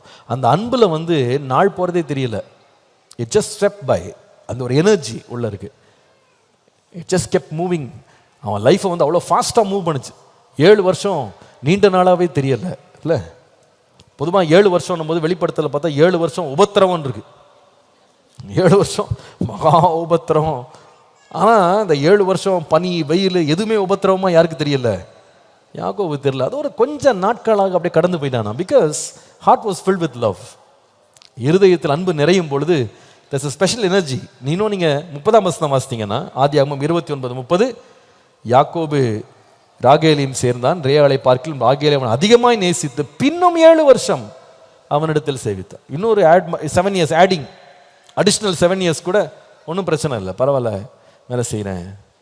எப்படிப்பா உனக்கு இந்த எனர்ஜி வந்துச்சு, எப்படிப்பா இந்த உற்சாகம் வந்துச்சு அப்படின்னு கேட்டால் வேற ஒன்றும் இல்லை, அன்பு தான். அன்பினால் வருஷங்கள் போகிறதே தெரியலை, நாட்கள் போகிறதே தெரியலை, நேரம் போகிறதே தெரியலை. இப்போ நான் சொல்லும்போது நமக்கு யோசித்துக்கணும், நம்ம வண்டி எப்படி ஓடுது? 7 நாள் 7 வருஷம் மாதிரி தெரியுதா? 7 வருஷம் 7 நாள் மாதிரி தெரியுதா? அதில் வித்தியாசம் தெரியும். இன்னும் நீ கிளம்பலையா அப்படின்னு கேட்டாலே வண்டி ரொம்ப பிரச்சனை இருக்குன்னு அர்த்தம். How is your love? ஒரு இடத்துல அன்பு இருக்குமானா அது உயிர்ப்பிக்கும் ஒருத்தரை. நாட்களை வேகமாக ஓடுறது மாதிரி தெரியும், அது நடக்கிறதே தெரியாது, என்ன நடக்குன்னே தெரியாது, அந்த எனர்ஜி இருக்கும் உள்ள. நம்ம அன்பை குறித்து நம்ம ரொம்ப சோதிச்சு பார்க்கணும். தேவன் நம்மை அக்கிரமத்தில் செத்து கிடந்தவங்களை உயிர்ப்பிக்கிறது தான் தேவ அன்பு. எவ்வளவு சோர்ந்து கிடந்தாலும், எவ்வளவு நம்ம தளர்ந்திருந்தாலும் உயிர்ப்பிச்சு நம்மளை நிறுத்துறது உண்மையான அன்பு. அவங்கள பார்க்கும்போதே ஒரு குதூகலம், ஒரு மகிழ்ச்சி, ஒரு பரவசம் இருக்கணும். அது இருக்கும் பொழுது அது என்ன சொல்லுதுன்னா, அன்பில் நீ வளர்ந்துருக்கிற, அன்பில் பெருகி இருக்கிற, உன்னோட ஆவி உயிர்க்கணும். சில பேருக்கு மனைவியை பார்த்த உடனே உயிர்ச்ச ஆவி எல்லாமே புஷ்ஷுன்னு போயிடுது. கணவனை பார்த்த உடனே வந்து சேர்ந்துட்டாரா, முடிஞ்சு போச்சு போ அப்படின்னு மாதிரி. அப்படி இருக்கா? இல்லை எக்ஸைட்மெண்ட் இருக்கா? ஐ எம் ஸோ எக்ஸைட்டட். அந்த ஒரு ஸ்பெஷல் எனர்ஜி இருக்கு. அவங்க வந்துட்டாங்களா, சேர்ந்துட்டாங்களா, வீட்டுக்கு வந்துட்டாங்களா, ஒரே குதூகலம் தான், சந்தோஷம்தான். அதுக்குமா நேரம் போகிறதே தெரியல, பேசிகிட்டே இருக்கிறோம், எப்படி நேரம் போச்சுன்னே தெரியல. அந்த எக்ஸைட்மெண்ட், அந்த ரஷ், அந்த எனர்ஜி இருக்கணும். அதுதான் தேவனுடைய அன்பு, உயிர்ப்பிக்கிற அன்பு, தளர்ந்து விடாமல் சோர்ந்து போகாமல் நம்மை நிறுத்துகிற அன்பு. அந்த அன்பினால கர்த்தரை நிரப்பணும்னு ஜெபம் பண்ணணும். இயேசுவே அப்படிப்பட்ட ஒரு அன்பு எனக்கு தாரும். ரெண்டாவது, தேவனுடைய அன்பு எப்படிப்பட்ட அன்பு? நேரத்துக்கு சீக்கிரம் முடிச்சிட போறேன் இன்னைக்கு. எபேசியர் 2:4-7 திரும்ப வாசிக்கலாம். அதில் 6ஆம் வசனம், கிறிஸ்து இயேசுவுக்குள் அவர் நம்மிடத்தில் வைத்த தயவினாலே தம்முடைய கிருபையின் மகாமேன்மையான ஐஸ்வரியத்தை வருங்காலத்தில் விளங்கச் செய்வதற்காக கிறிஸ்து இயேசுக்குள் நம்மை அவரோட கூட எழுப்பி உன்னதங்களில் என்ன செய்தார்? உட்கார செய்தார். உண்மையான அன்பு என்ன செய்யும்னா, ஒருவரை இருக்கிற இடத்துல இருந்து எழுப்போம். இன்னொரு விதமாய் சொன்னால், உண்மையான அன்பு என்ன செய்யும்னா, ஒருவருக்கு உயிர்ப்பிக்கிறது மாத்திரம் அல்ல, ரெண்டாவது உண்மையான அன்பு உயர்த்தும். True love not only energizes you, true love will also exalt you. உண்மையான அன்பு ஒருவரை உயர்த்தும். உண்மையான அன்பு ஒருவர் மேல இருக்குமானா, யாரை நேசிக்கிறாங்களோ அவங்கள உயர்த்திட்டு தங்களை தாழ்த்திக்கிடுவாங்க. தங்களுடைய தேவைகளை பின்னால வச்சுட்டு யாரை நேசிக்கிறாங்க அவங்க தேவைகளை ரொம்ப முக்கியப்படுத்துவாங்க. அதுதான் நீங்கள் 1 கொரிந்தியர் 13 வாசிக்கும் போது, தற்பொழிவை நாடாது அப்படின்னு சொல்லு. It will not seek its own. தன்னுடைய காரியங்களை அது பெருசுப்படுத்தாது. யாரை நேசிக்கிறாங்களோ அவர்களுடைய காரியங்களை முக்கியப்படுத்தும் அப்படின்னு சொல்லு. ஸோ என்றைக்கு ஒரு மனுஷனுடைய வாழ்க்கையில் ஒரு குடும்பத்தின் மேலே, ஒரு உறவின் மேல் அன்பு போயிருச்சோ, அவன் அந்த உறவில் இருக்கிற அடுத்த பகுதியை அவன் பார்க்காம, இன்னொருவரை பார்க்காம தன்னை பற்றியே ரொம்ப யோசித்துக்கிட்டே இருப்பான். Become very selfish. ரொம்ப செல்ஃப் சென்டர்டாக மாறிடுவாங்க. தங்களுடைய தேவைகளை முதல் நிலைப்படுத்துவாங்க. மற்றவர்கள் பாடுபடுறதை கூட அவங்க பெருசுப்படுத்தவே மாட்டாங்க. அது ரொம்ப அவங்களுக்கு பெருசாகவே தெரியாது. தங்களுடைய பிரச்சனைகளை ரொம்ப உயர்த்தி பேசுவாங்க, மற்றவருடைய பிரச்சனைகளை கண்டுகொள்ளவே மாட்டாங்க. தங்களுடைய வேதனைகளை ரொம்ப பெருசாக பேசுவாங்க, எதிராளி இருக்கிற வேதனைகளை பற்றி கொஞ்சம் கூட சொற்ப கவலை கூட இருக்காது. அப்போ அது என்ன காமிக்குதுன்னா, உனக்கு என்ன இல்லை, அன்பு இல்லைன்னு காண்பிக்குது. ஆனால் அன்பு மட்டும் இருந்துருச்சுன்னா, தங்க வேதனைகளை மறைச்சி வச்சுட்டு மற்றவருடைய வேதனைகளுக்கு அவங்க காயம் கட்டுறவங்களா இருப்பாங்க, அவங்க அதுக்கு கவனம் செலுத்துறவங்களா இருப்பாங்க. தங்களுடைய பிரச்சனைகளை ரொம்ப பெருசாக பேச மாட்டாங்க, தங்களுடைய போராட்டங்களை ரொம்ப பேச மாட்டாங்க. அதெல்லாம் இருக்கட்டும் அப்படின்னு விட்டுருவாங்க. ஏன்னா உள்ளத்தில் நிறைஞ்சது என்னன்னு சொன்னால் அன்பு. அந்த பலவீனங்களெல்லாம் மூடிடுவாங்க. தங்க படுற பாடுகளை பெருசாக பேச மாட்டாங்க. அதெல்லாம் ஒன்றும் இல்லை அப்படின்னு சொல்லி எதை கேட்டாலும் கூட நீங்கள் விசாரிச்சிங்கன்னா கூட அதெல்லாம் ஒன்றுமே இல்லை, அதெல்லாம் ஒன்றுமே இல்லை அப்படின்வாங்க. ஆனால் என்னைக்கு அன்பு இல்லையோ அந்த ஒன்றுமே இல்லாததால் ரொம்ப முக்கியமாக தெரியும். அவங்க பெரிய ஒரு லிஸ்ட் எடுத்துகிட்டு வருவாங்க, கணக்கு எடுத்துகிட்டு நான் இதெல்லாம் செஞ்சேன், அது செஞ்சேன், அப்படி பண்ணேன், இப்படி பண்ணேன், இப்படி கொடுத்தேன், அப்படி கொடுத்தேன். கொஞ்சம் வருஷத்துக்கு முன்னாடி நான் வாலிபனாக இருந்தபோது அப்பாட்ட வந்து ஒரு குடும்ப பிரச்சனை வந்தது. இப்போ ரொம்ப கம்ப்ளைண்ட்ஸ் அவர் மேலே, சரியாக வீட்டை கவனிக்க மாட்டேங்கிறார் சொல்லி கம்ப்ளைண்ட்ஸ். அப்போ அப்பா அவர்கிட்ட கூப்பிட்டு கவுன்சிலிங்லாம் பண்ணி, நாளைக்கு திரும்ப வாங்க பிரதர், ஒரு நாள் உங்கள்கிட்ட பேசுகிறேன் அப்படின்னு சொன்னார். அடுத்த முறை வரும்போது ஒரு நோட் புக்கோடு வந்தாராம். என்னன்னு கேட்டால் நீங்கள் நம்ப மாட்டீங்க, அதில் ஃபுல்லாக லிஸ்ட்டு போட்டு எழுதியிருந்தார். என்னெல்லாம் மனைவிக்கு வாங்கி கொடுத்தேன், கர்ச்சீஃப்லேருந்து லிஸ்ட்டு போட்டு கொடுத்தாரு அப்பாட்ட. என்னெல்லாம் வாங்கி கொடுத்தேன் பாருங்கள். எங்கள் அப்பாவுக்கு ஆச்சரியமாக போச்சான், நம்ம கூட இந்த மாதிரி லிஸ்ட் எடுத்தது இல்லையே, இந்த மாதிரிலாம் லிஸ்ட்டு போட்டு மளிகை கடை பில்லு மாதிரி கொடுக்குறாரு கரெக்டாக. எல்லாமே ஹேர் கிளிப்லேருந்து, மனுஷன் எப்படி தான் ஞாபகம் வச்சாரோ தெரில, இதெல்லாம் ஞாபகம் வந்திருக்கு பாருங்கள். கரெக்டாக எண்ணிக்கையோட எத்தனை கர்ச்சீஃப் வாங்கி கொடுத்துருக்கேன், எத்தனை சோப்பு வாங்கி கொடுத்துருக்கேன், அவளுக்கு என்னெல்லாம் நான் செஞ்சுருக்கேன், லிஸ்ட்டு போட்டு மனுஷன் அவ்வளோ பொறுமையாக உட்காந்து எழுதியிருக்காரு, ஞாபகம் வச்சுருக்காரு பாருங்க. எவ்வளோ பெரிய கில்லாடியாக இருப்பார். இப்போ ஏன் இவருக்கு இதெல்லாம் ஞாபகம் வருது, இதெல்லாம் உட்காந்து எழுதிக்கிட்டு அப்படியே உட்காந்து கணக்கு போட்டுக்கிட்டு இருக்காரு, தான் ரொம்ப பாதிக்கப்பட்டவர் போற காட்டுறாருன்னு கேட்டால், அங்கே தணிஞ்சு போனது என்னன்னு கேட்டா அன்பு. அன்பு மட்டும் இருந்தால் கணக்கே வைக்காதுங்க, கணக்கே வைக்காது. உண்மையாக ஒருத்தர் நேசிக்கிறவங்கள பாருங்க, கணக்கு வைப்பாங்க இல்லை. ஒருத்தங்களை மட்டும் நேசிச்சிட்டாங்கன்னா கணக்கே பார்க்க மாட்டாங்க. சிலரை நான் பார்த்துருக்கேன், இந்த கல்யாணங்களுக்காக ஏதாவது வாங்க போகிறாங்க பாருங்க, உண்மையாக ரெண்டு பேரும் ஒருத்தர் நேசிச்சிட்டாங்க, ரெண்டு குடும்பமும் நல்லா ஒருத்தர் மேலே ரொம்ப அன்பாக இருந்துட்டாங்கன்னா செலவெல்லாம் பார்க்கவே மாட்டாங்க, கணக்கு வச்சு வாங்கிக்க, உங்களுக்கு அது பிடிச்சிருக்குன்னா வாங்கிக்கோங்கன்னு. ஆனால் ஒருத்தரை பிடிக்கணும்னு வச்சுக்கிடுங்க, ஃபஸ்ட்டு எதை பார்ப்பாங்கன்னா எவ்வளோ விலை போட்டிருக்குன்னு முதல்ல அதை வந்து புத கண்ணாடி போட்டு பார்த்துருவாங்க. இவ்வளோ விலையா அப்படி நிற்பாங்க. அதுக்காக செலவு பண்ணணும்னு நான் சொல்லலை, பட் எதுக்கு முக்கியத்துவம் கொடுப்பாங்கன்னு சொன்னால் செலவை கணக்கே பார்க்க மாட்டாங்க. பொதுவாக நீங்கள் அன்பு மட்டும் வந்துருச்சுன்னா நீங்கள் எங்கே வேணால் கவனிச்சு பாருங்கள். உங்களுக்கு ரொம்ப பிடிச்ச ஒரு ஃப்ரெண்டு வந்துட்டாருன்னா ஆட்டோமேட்டிக்காக என்ன பண்ணிடும், மனசும் திறந்துடும் பாக்கெட்டும் திறந்துடும்ல, ஆட்டோமேட்டிக்காக இருக்கும். பிடிக்காத ஆள் வந்துட்டா எல்லா லாக்கரும் க்ளோஸ் ஆகிடும், எல்லா பிரச்சனையும் கண்ணுக்கு பெருசாக தெரியும். when you love someone you don't mind spending, you're becoming very generous, ரொம்ப ஜென்ரஸ் ஆகிடும். ஏன்னா அந்த அன்பு என்ன செய்யணும், எப்பவுமே தன்னுடையவைகளை தேடாமல் பிறனுடையவைகளை தேடி பிறருடைய தேவைகளோ பிரச்சனைகளோ எல்லாத்தையும் ரொம்ப உயர்த்தி பார்க்கும், தன்னுடைய பிரச்சனைகளை ரொம்ப குறைச்ச பார்க்கும். தேவனுடைய அன்பை தான் செய்யுது. அவர் நம்மேல் கூர்ந்த அன்பினால் என்ன செய்கிறார்னா, நம்மளை தாழ்ந்த இடங்களில் அல்ல, வேதம் சொல்லுது, நம்மை உன்னதங்களில் உட்கார வைக்கிறார். அதனால தான் பாருங்க, உண்மையான அன்பு மட்டும் இருந்துருச்சுன்னா நம்மை சார்ந்தவர்கள், நம்ம யாரை நேசிக்கிறோமோ அவர்கள் உயர்றதை பார்த்து நம்ம கவலைப்பட மாட்டோம், இன்ஃபேக்ட் நம்ம ரொம்ப சந்தோஷப்படுவோம். அன்பு மட்டும் இல்லைன்னா யார் இவங்க நேசிக்கிறேன்னு சொல்கிறாங்களோ அவங்க உயர்த்துறதை பார்த்தோன்னு இவங்களுக்கு பொறாமல் வந்துடும்.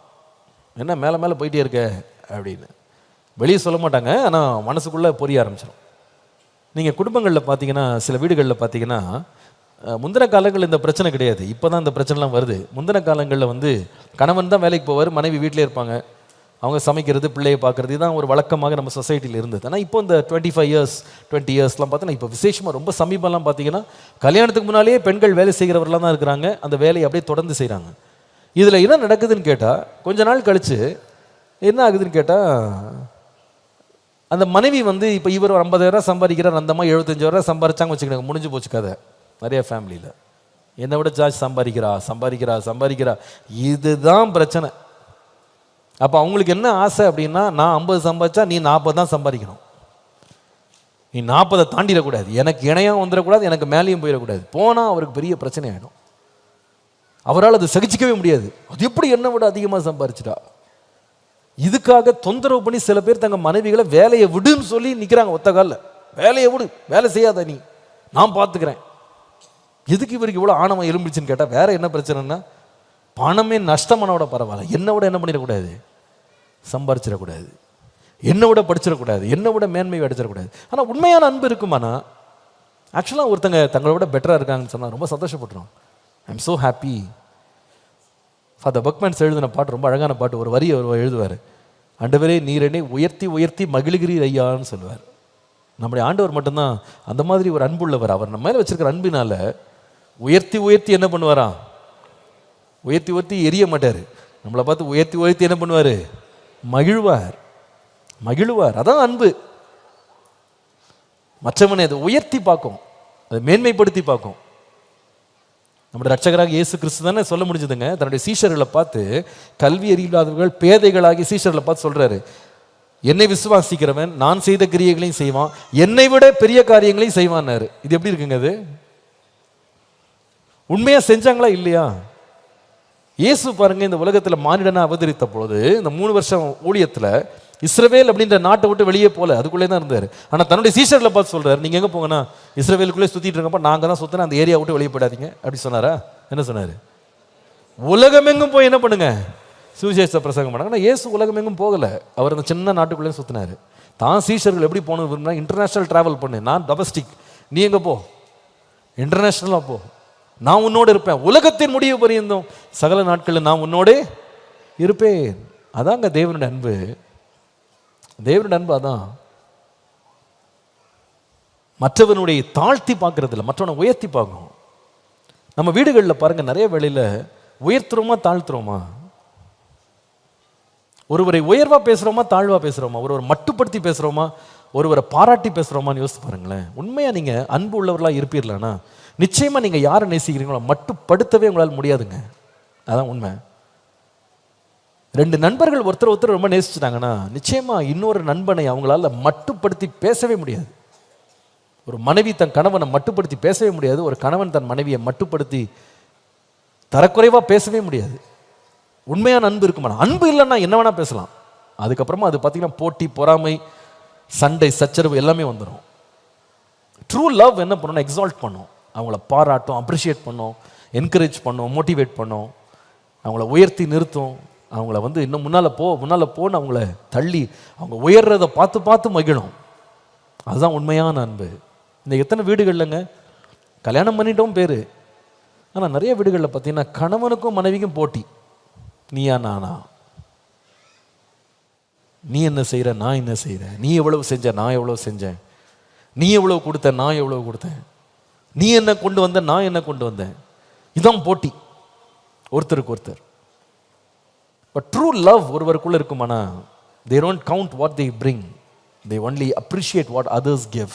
மற்றவர்களுடைய நலனிலேயே கவனம் உள்ளவர்கள் அவளை உயர்த்திக்கிட்டே இருப்பாங்க, அவளை மேன்மைப்படுத்துவாங்க, அவளை பாராட்டுவாங்க, அவர்களை புகழுவாங்க, அவர்களை மேன்மைப்படுத்தி மகிழ்வாங்க. நம்முடைய குடும்பங்களில் ஆண்டவருடைய உண்மையான அன்பு ஊற்றப்படட்டும்.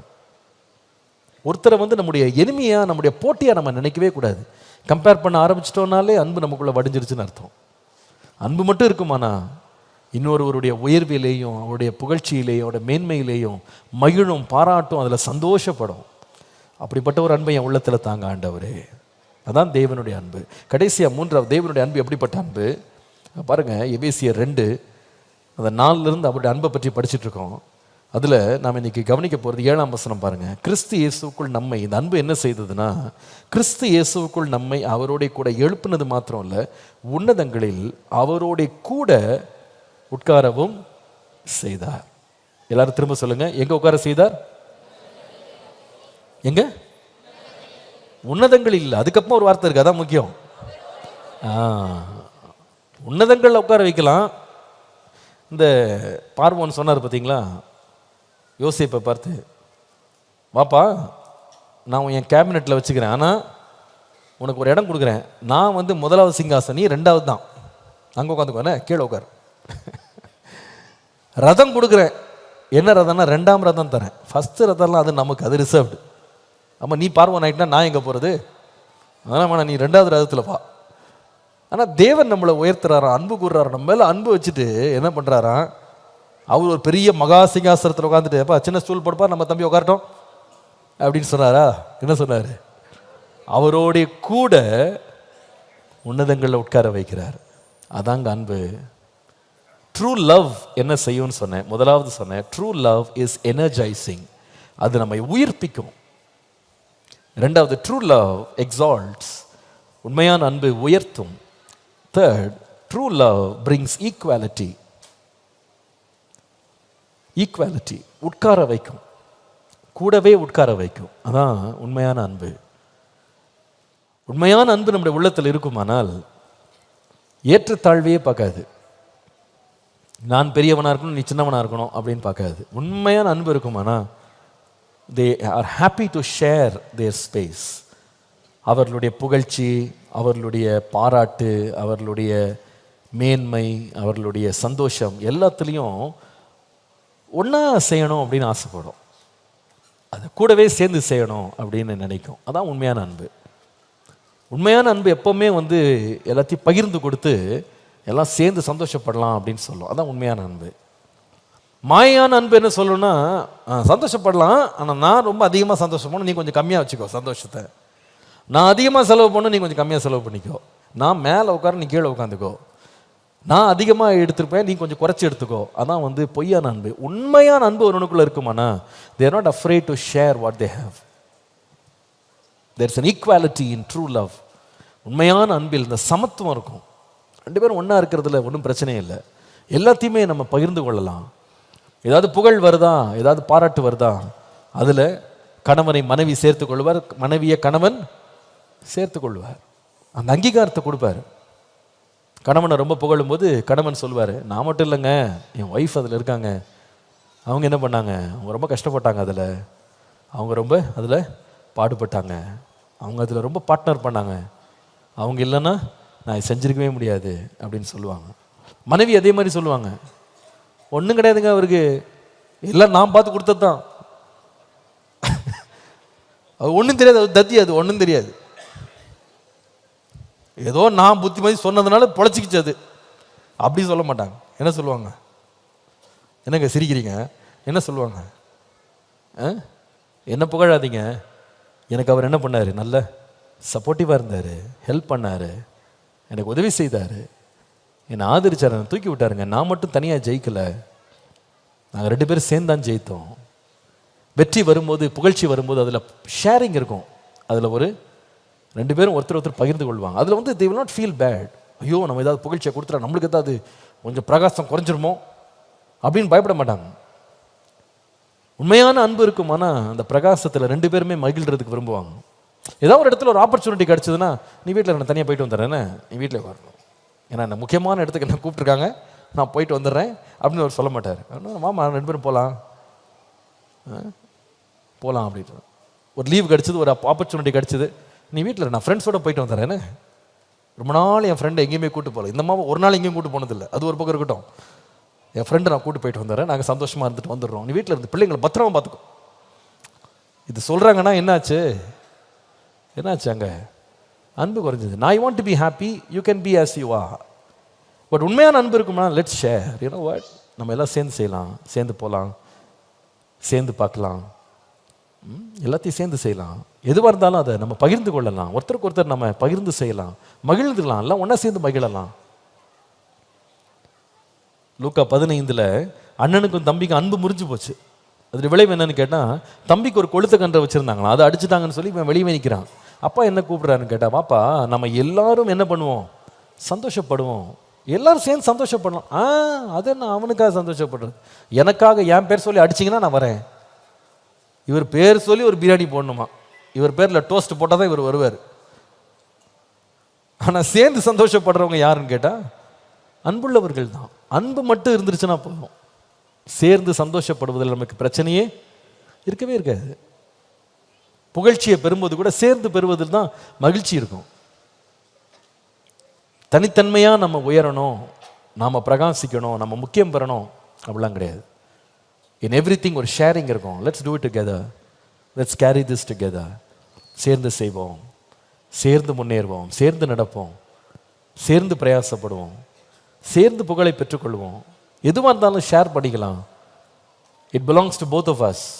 எதுவுமே எனக்குன்னு எதுவும் கிடையாது, எல்லாமே நமக்கு உள்ள பொதுவானது தான், நம்ம ரெண்டு பேரும் பொதுவாக அனுபவிக்கலாம். நான் சொல்லுவேன், இதுதான் உண்மையான அன்பு. நம்முடைய ரட்சகராகிய இயேசு கிறிஸ்துவின் அன்பு, பிதாவின் அன்பை பார்த்தீங்கன்னா அந்த அன்பில் இந்த சுபாவத்தை நீங்கள் பார்க்கலாம். அவரோட கூட என்ன செய்தார், உட்கார வைத்தார், கூட உட்கார வைத்தார். கர்த்தருடைய நாமத்திற்கு மகிமை உண்டாவதாக. கர்த்தருடைய பரிசுத்த நாமம் நம்ம வாழ்க்கையில் மகிமைப்படட்டும். இன்னும் ஒரே ஒரு காரியத்தை சொல்லிட்டு முடிச்சிட்டுமா, ஒரு காரியம் விட்டுறக்கூடாதுன்னு நினைக்கிறேன். எபேசியர் 2:4-7 வந்தோமா, அந்த 7ஆம் வசனத்தில் பாருங்களேன். தமிழில் 6ஆம் வசனம், இங்கிலீஷில் 7ஆம் வசனம், தமிழில் 6. கிறிஸ்து இயேசுவுக்குள் அவர் நம்மிடத்தில் வைத்த தயவினாலே தம்முடைய கிருபையின் மகா மேன்மையான ஐஸ்வர்யத்தை வருங்காலங்களில் விளங்கச் செய்வதற்காக போட்டிருக்கு. ரகசியங்களை, மகா மேன்மையான ஐஸ்வர்யத்தை வருங்காலத்தில் விளங்க செய்கிறது. உண்மையான அன்பு என்ன செய்யணும்னா, நம்பர் 4, ஆண்டவருடைய சுபாவம் என்னன்னா, true love exposures hidden beauty. உண்மையான அன்பு மறைந்திருக்கிற அழகை வெளியே கொண்டு வரும். It will expose hidden beauty. தேவன் நம்மேல் ரொம்ப அளவுக்கு அதிகமான அன்பு வச்சார். அதோட விளைவு என்னன்னு கேட்டால், அவருடைய தம்முடைய கிருபையின் மகா மேன்மையான ஐஸ்வர்யத்தை வருங்காலத்தில் விளங்க செய்தார். அன்பு ஒருவர் மேலே வந்துருச்சுன்னு சொன்னால், அவர்களுடைய மறைந்திருக்கிற அழகு மேன்மைகளை என்ன பண்ணணும்னா வெளியே கொண்டு வரும். It will bring it out. அதான் உண்மையான அன்பு. நம்ம எதை எக்ஸ்போஸ் பண்ணுறோன்றது ரொம்ப முக்கியம். உண்மையாக ஒருத்தர் நேசிச்சிட்டாங்கன்னா அவங்க குற்றங்களை எக்ஸ்போஸ் பண்ண மாட்டாங்க, நன்மைகளை எக்ஸ்போஸ் பண்ணுவாங்க. அவங்க எதை வெளியே கொண்டு வருவாங்க, எதை பிரபலப்படுத்துவாங்க, வெளியரங்கப்படுத்துவாங்கன்னு கேட்டால், தவறுகளை அல்ல, நன்மைகளை வெளிப்படுத்துவாங்க. அது உண்மை. வேதம் சொல்லுகிறது, அன்பு திரளான பாவங்களை மூடிடும். சுத்தமாக மூடிடும். அது அதை பற்றி பேசாது. எக்ஸ்போஸ் பண்ணுது அப்படின்னா அது ஒன்று தான் எக்ஸ்போஸ் பண்ணும். என்னென்னா, அவருடைய நன்மைகளை, அவர்களுடைய சிறந்ததை, மேன்மையானவைகளை வெளியே கொண்டு வந்து பேசி புகழ்ந்துடும். நம்ம எதை எக்ஸ்போஸ் பண்ணுறோன்னு யோசிக்கணும். ஒருத்தரை பற்றி ஒருத்தர் நம்ம வெளியரங்கமாக்குற காரியங்கள் என்னது? தவறு செய்ய மாட்டாங்க, நான் யாரையும் சொல்ல மாட்டேன். கணவன் தவறு செய்வார், மனைவி தவறு செய்வாங்க. ஆனால் எவைகளை நம்ம ரொம்ப பிரபலப்படுத்த விரும்புகிறோம், எவைகளை நம்ம ரொம்ப வெளியரங்கமாக பேச விரும்புகிறோம் அப்படின்றது ரொம்ப முக்கியம். பாருங்க, வெளியரங்கப்படுத்துறதுன்றது நம்முடைய குடும்பத்தின் நடுவில் ரொம்ப கேர்ஃபுல்லாக இருக்கணும். கணவன் மனைவிக்குள்ள அநேக கருத்து வேற்றுமைகள், ஏற்றத்தாழ்வுகள், பிரச்சனைகள் வரதான் செய்யும். ஆனால் நம்ம ஒரு மனைவியை இன்னொருத்தர் இன்ட்ரடியூஸ் பண்ணும்போது, அவர்களை பற்றி பேசும்போது எதை நம்ம வெளியரங்கமாக பேசுகிறோம், எதை ரொம்ப அணித்தரமாக பேசுகிறோன்றது ரொம்ப கேர்ஃபுல்லாக இருக்கணும். உண்மையான அன்பு இருக்குமானா தவறுகளெல்லாம் ஒரு பக்கம் தள்ளி போட்டு, எவ்வளோ பலவீனங்கள் இருந்தாலும் அவங்க அன்பு ரொம்ப அருமையான அன்பு, நல்ல ஜனங்க, அவங்க நல்ல மகள் அப்படின்னு அப்படியே நேசிச்சிருவாங்க, விட்டுருவாங்க அதை.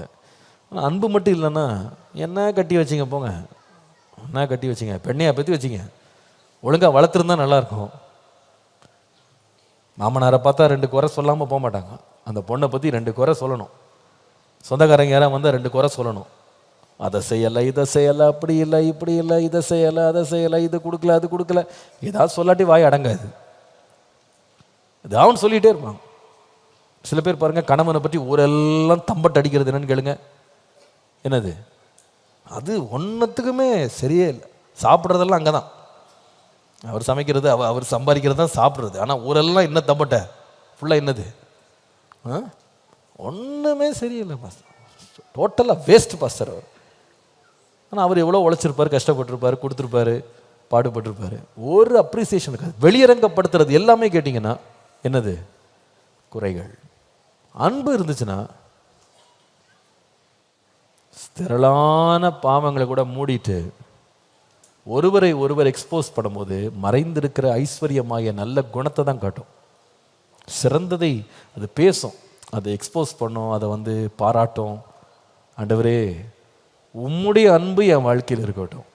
வாழ்க்கையில் ரொம்ப முக்கியமானது என்ன? முதலாவது சொன்ன என்னது? அது அன்பு. அன்பு இருக்குமானால் என்ன செய்யும்? 4 காரியம் செய்யும். முதலாவது என்ன செய்யும்? ஒருவரை உயிர்ப்பிக்கும், உற்சாகப்படுத்தும், எழுப்பி நிறுத்தும். 2வது அன்பு இருந்தால் என்ன செய்யும்? உயர்த்தும், தாழ்த்தி பேசாது, உயர்த்தும். 3வது அன்பு இருந்தால் கூடவே உட்கார செய்யும். உட்கார செய்யும்ல, கூடவே உட்கார செய்யும்.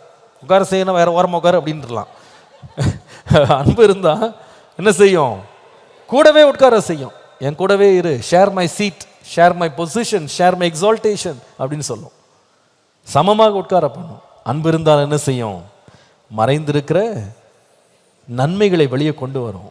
அதுதான் பேசும், மேன்மையானவைகளை பேசும், மேன்மையானவைகளை பேசும். ஆண்டவரே, எனக்கு அந்த அன்பு எனக்கு தாங்க. ஏன் சொல்லுங்க, பரிசுத்த ஆவியினாலே தேவ அன்பு நம்முடைய இருதயங்களிலே ஊற்றப்பட்டிருக்கிறபடியால் என்று வாசிக்கிறோம். இன்றைக்கு ஆண்டவர் நம்ம கேட்கணும், ஒவ்வொருத்தரும் கேட்கணும், எசப்பா அந்த ஒரு அன்பை எனக்கு தாங்க. நிறைய பேர் நம்ம நினைப்போம், பா நம்ம வச்சிருக்கிற அன்பு தான் உலகத்திலே பெரிய அன்பு நம்ம நினைப்போம். ஆனால் மனுஷன் அன்பு எல்லாம் ஒரு நாள் மாயமாக போயிடும், அது மறைஞ்சிடும். அது பலவீனமான அன்பு. அந்த அன்பு நிறைய கலப்படம் வர இருக்கும், கண்ணாப்புனான்னு கலப்படம். என்ன கலப்படம்னா, அந்த அன்பில் பாதி என்ன இருக்குன்னா ரசனையும் சேர்ந்துருக்கும். மனைவியினுடைய அழகு, கணவனுடைய வேலை, பணம், இதிலெல்லாம் கொஞ்சம் அப்படியே நாட்டம் வச்சுக்கிட்டு அதோடு சேர்ந்து ஒட்டிக்கிட்டே கொஞ்சம் அன்புன்ற பேரில் ஓடும். இதுதான் மனுஷ அன்பு. ஆனால் தேவ அன்பு இதை பற்றியே சட்டம் பண்ணாது. அது இருதயத்தில் உள்ள தூய்மையான அன்பு. எல்லாம் ஒளிஞ்சாலும் அது ஒளியவே ஒழியாது. இருண்ட உலகிலேயும் வெளிச்சமாய் பிரகாசிக்கிற அந்த அன்பு தான் நம்ம இருதயத்துக்கு தேவை. என்னுடைய மாம்ச அன்பு அல்ல ஆண்டவரே, உம்முடைய தெய்வீக அன்பை என் உள்ளத்தில் ஓற்றும். ஜெபம் பண்ணலாமா? எல்லாரும் எழும்பி நிற்போம். எல்லாரும் எழும்பி நிற்போம். வாழ்க்கையில் முக்கியமானவைகள் ஆகாரத்தையும் உணவையும் காட்டிலும் அன்புதான். ஒரு முறை ஒரு அம்மா ஒரு பாஸ்டர்கிட்ட சொன்னாங்களாம், பாஸ்டர், எங்கள் ஹஸ்பண்ட் அதை வாங்கி போட்டிருக்காரு, இதை வாங்கி போட்டிருக்காரு, அவர் இதை செஞ்சார், அதை செஞ்சார், அவ்வளோ செலவு பண்ணார், என்னென்னமோ பண்ணார் பாஸ்டர். நான் அவர்கிட்ட ஒன்று சொல்லிட்டு போங்க, ஒரு 5 நிமிஷம் அன்பாக பேச சொல்லுங்கள் அப்படின்னாங்களாம். எப்படி? 5 நிமிஷம் அன்பாக பேச சொல்லுங்கள். நீங்கள் உண்மையாக வாழ்க்கையில் பார்த்தீங்கன்னா எது இல்லாமல் கூட வாழ்ந்துடலாம். குடும்பத்தில் எது இல்லாமல் வாழ்கிறது ரொம்ப கஷ்டம். அன்பு இல்லாமல் வாழ்கிறது ரொம்ப ரொம்ப கஷ்டம். நம்ம நிறைய பட்டியல் போடலாம், இதை செஞ்சேன், அதை செஞ்சேன். பைபிள் சொல்லுது சரீரத்தை சுட்டரிக்க கொடுக்கலாமா, இருக்கிறதெல்லாம் தானம் கூட பண்ணலாமா. ஆனால் அன்பு மாத்திரம் இல்லாவிட்டால் ஓசை எடுக்கிற கைத்தாளம் போலவும் சத்தம் எடுக்கிற வெண்கலம் போலவும் இருப்போம்னு சொல்லி பார்க்குறோம். அப்போ அன்பே இல்லாமல் நிறைய வாங்கலாம், அன்பே இல்லாமல் நிறைய கொடுக்கலாம், அன்பே இல்லாமல் சுட்டரிக்கவே செய்யலாம் சரீரத்தை. ஆனால் அதை விட ஆழமானது அன்பு. இன்றைக்கு மாலையில் ஆண்டவரே அந்த ஆழமான அன்பை என் உள்ளத்தில் தாங்கப்பான்னு நம்ம கேட்கணும். என் குடும்பத்தில் உண்மையாக அன்பு இருக்கா? உண்மையாக நேசிக்கிறேனா? தேவனை போல எனக்கு அன்பு இருக்கா? அவரை போல நம்ம மாறணும், அழைக்கப்பட்டிருக்கோம். இந்த 4 வார்த்தையை கொஞ்சம் யோசித்து பாருங்க. நான் என் குடும்பத்தில் காட்டுற அன்பு ஒருவருக்கொருவர் உயிர்ப்பிக்கிற அன்பாக இருக்கா? அதுதான் நான் ரொம்ப சோர்வுற பண்ணுகிறேன்னா. என் வார்த்தைகள் என் மனைவியை, என் கணவனை உற்சாகப்படுத்துதா அல்லது ரொம்ப உற்சாகத்தையே இழக்கப்படுதா? ரொம்ப நான் டிஸ்கரேஜிங்காக நான் இருக்கேனா? ரொம்ப டிஸ்கரேஜ் பண்ணுறேனா? எந்த காரியத்தை செய்தாலும் அவங்கள ரொம்ப மனம் உடைய வைத்து ரொம்ப சோர்வுற பண்ணுறேனா? அல்லது நான் எந்த வார்த்தை சொன்னாலும் ஏதாவது ஒன்று செஞ்சால் கூட என் மனைவியை, என் கணவனை, என் பிள்ளைகளை நான் எக்ஸைட் பண்ணுறேனா, எனர்ஜைஸ் பண்ணுறேனா? நம்ம நிறைய பேரோட லைஃப்பில் இந்த ஒரு தவறு இருக்க தான் செய்யுது. நம்ம கொஞ்ச நேரம் பேச ஆரம்பித்தாலே இல்லை சொல்லுவாங்க, ரொம்ப பேசாதீங்க, எனக்கு ரொம்ப மன சங்கடமாக இருக்குன்னு சொல்லிடுவாங்க. சில பேர் ரொம்ப வேதனைப்படுத்துறீங்க, என்னை ரொம்ப டிசப்பாயிண்ட் பண்ணுறீங்க, டிஸ்கரேஜ் பண்ணுறீங்க. அது அன்பிலிருந்து வரவே வராது. அன்பு இருக்குமானால் அதை உயிர்ப்பிக்கும். இதை கொஞ்சம் ஆராய்ஞ்சு நம்ம ஆண்டவர்கிட்ட ஜெபம் பண்ணுவோம். ஏசப்பா, அந்த உயிர்ப்பிக்கிற அன்பு எனக்கு தாங்க. 2வது, உண்மையான அன்பு இருக்குமானால் அதை இன்னொருவரை உயர்த்தும், தங்களிலும் மேன்மையாக நினைக்கும். போட்டி போடாது, பொறாமப்படாது, சண்டை போடாது. ஆண்டவரே, அந்த உண்மையான அன்பை எனக்கு தாங்கப்பா என்று கேட்போம். 3வது, உண்மையான அன்பு இருக்குமானால் அந்த அன்பு மற்றவரோடு தங்களை சமமாக நிறுத்தும், மற்றவர்களை உயர்த்தி தங்களோடு உட்கார வைக்கும். நீ கீழே தாழ்ந்துரு, நீ இறங்கி இரு அப்படின்னு சொல்லாது. 2 பேரும் ஒரே இடத்துல இருக்கலாம், 2 பேரும் ஒன்றையே நம்ம சிந்திக்கலாம், ஒன்றையே பேசலாம், ஒன்றாக இருக்கலாம், சமமாக காரியங்களை பாவிக்கலாம். அப்படி அது நினைக்கும். உண்மையான அன்பு இருக்குமானால் இன்னொருவருடைய சிறந்த பிரகாசங்களை வெளியே கொண்டு வரும். It will bring out the best. குற்றங்களை மறைத்து நன்மைகளை வெளியே கொண்டு நன்மையானவைகளை பேசும். அதான் உண்மையான அன்பு. ஒருவேளை நம்ம லைஃப்ல ஆரம்ப காலங்களில் இதெல்லாம் இருந்திருக்கலாம். ஆனால் நாட்கள் போக போக போக அப்படியே கொஞ்சம் தோய்ந்து நம்ம வார்த்தைகள் பாராட்டுகிற வார்த்தைகளை விட ரொம்ப புண்படுத்துகிற வார்த்தைகளாக மாறிட்டே இருந்திருக்கலாம். அன்பு தணிஞ்சு போயிருக்கலாம். ஒரு காலத்தில் அவங்கள ரொம்ப உயர்த்தி மகிழ்வித்த அன்பு இப்போ அவங்கள ரொம்ப எப்போ பார்த்தாலும் மட்டம் தட்டி பேசுறதே ஒரு வழக்கமாயிருக்கலாம். ஒரு காலத்தில் அன்பு சமமாக எல்லாத்தையும் பாவித்த அன்பு இப்பெல்லாம் யாரை கீழ்த்த தள்ளலாம், மட்டம் தட்டலாம், குறைக்கலாம் அப்படின்றதுலையே நான் உன்னை விட ஒஸ்தி, நான் எல்லாத்துலேயும் உன்னை விட பெரியவன், உன்னை விட நான் பெரியவள், நான் அதிகம் படிச்சிருக்கேன், நான் மேன்மையானவள், இப்படியே நம்மளை பற்றியே ரொம்ப உயர்த்தி பார்க்கறது தெய்வீக அன்பு அல்ல. நம்ம வாழ்க்கை கொஞ்சம் மாறி இருக்கலாம். சில வேளையில் பழைய காலங்களில் தவறுகளெல்லாம் பெருசாக பேசாமல் நன்மைகளையே ஒருத்தர்கிட்ட பேசி நம்ம பழகி இருக்கிற நாட்கள்லாம் போய் இல்லாதது கூட இருக்கிறது போல எடுத்து சின்ன சின்ன தவறுகள் பிழைகள் எல்லாம் பெருசுபடுத்தி அதையே நாளெல்லாம் பேசி சண்டை போட்டு ஒருத்தரோடு சண்டையும் சச்சரவும் போட்டியும் பொறாமையும் வாக்குவாதமும் வருதா? இன்னைக்கு ஆண்டவர் ஒப்பு கொடுத்து ஜெபம் பண்ணுங்க. ஏசப்பா, எனக்கு இந்த உண்மையான தூய அன்பை எனக்கு தாங்க. என் உள்ளத்துல உங்களுடைய அன்பை ஊற்றுங்க. பரிசுத்தாவியினால் அந்த அன்பு ஊற்றப்படணும். எங்க வீட்டில் அந்த அன்பு நிலைத்திருக்கட்டும் ஆண்டவரே என்று சொல்லி ஜெபம் பண்ணலாம். எத்தனை பேர் ஜெபிக்கலாம்னு நினைக்கிறீங்க? 2 கரங்களை உயர்த்தி அப்படி ஆண்டவர்கிட்ட ஜெபம் பண்ணுங்க. இயேசுவே, உம்முடைய அன்பினால் என் உள்ளத்தை நிரப்போம். எல்லாரும் கேளுங்க ஆண்டவர்கிட்ட. நம்ம எல்லாருக்கும் தேவை. எனக்கு தேவை, பிரசங்கம் பண்ணுகிற எனக்கு தேவை, கேட்ட உங்களுக்கு தேவை, தூரத்துல இருந்து கேட்டுட்டு இருந்தா கூட தேவை. எஸ்அப்பா, மனுஷனுடைய அன்பு அல்ல, மாமிச அன்பு அல்ல, மறைந்து மாயமான அன்பு அல்ல, இயேசுவினுடைய மாறாத அன்பு. அந்த அன்பு எங்க உள்ளத்தை நிரப்பட்டும். எங்கள் உள்ளங்களை உம்முடைய அன்பினால் நிரப்ப ஆண்டவரே. உம்மை போல நாங்கள் நேசிக்க எங்களுக்கு கிருபை தாரோம்ப்பா. சொல்லுங்க வாயை திறந்த ஆண்டவர்கிட்ட, இயேசுவே, அதை போல ஒரு அன்பு எங்களுக்கு தாருங்க, அன்பை தாருங்க. ஹல்லேலூயா. யாராவது பிள்ளைக்கு நான் நீங்க பிரதிஷ்டை பண்றேன்னு சொல்லியிருக்கேனா? குழந்தை பிரதிஷ்டை பண்றேன்னு சொல்லியிருக்கேனா? யாராவது ஆயத்தமா வந்திருக்கிறீங்களா? இல்ல? கர்த்தர் நல்லவர். அப்படியே ஜெபம் பண்ணலாமா? ஒரு நிமிஷம் ஜெபம் பண்ணுவோம். அன்பின் ஆண்டவரே, எங்கள் உள்ளத்தை உடைய தூய அன்பினால் நிரப்பும். அநேக வேளையில நாங்கள் ஆரம்பத்தில் ஆதியில கொண்டிருந்த அன்பை நாங்கள் விட்டுட்டோம். நாங்கள் இப்பொழுது ஒருவரோடு பேசுவது, உரையாடுவது, நடத்துவது எல்லாம் பார்த்தால் நாங்கள் ஒருவர் உயிர்ப்பிக்கிறது இல்லை. ஒருவரை ஒருவர் நாங்கள் புண்படுத்துகிறோம், ஒருவரை ஒருவர் நாங்கள் வேதனைப்படுத்துகிறோம்.